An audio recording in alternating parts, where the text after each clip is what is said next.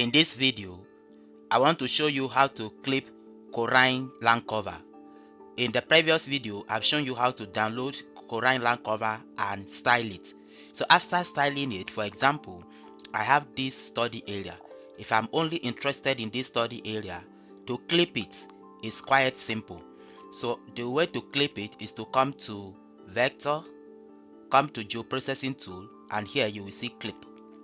Click on clip. When it's open, here input layer, input the layer you want to clip, and the overlay layer should be your study area. Then you can navigate to where you want to save it, or you can even save it as a temporary layer. Then click on run. So this will run and clip out only your study area or your area of interest. Yes, it's done.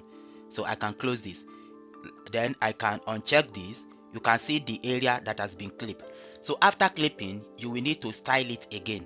So to style it, just come to the layer you have clipped, right click it and open the properties. When it opens, make sure you are under symbology.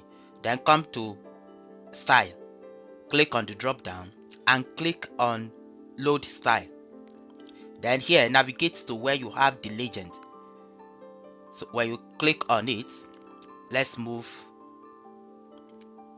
So come to legend, and here is the legend .qml. Click on it and click on open. Then click on load style. When you do that, the style will be loaded and you can see the preview here. Then you can click on close. You can see it has been labeled as well. You can see it here. So in essence, this is how to clip your study area or area of interest from CORINE Land cover data. Thank you for watching.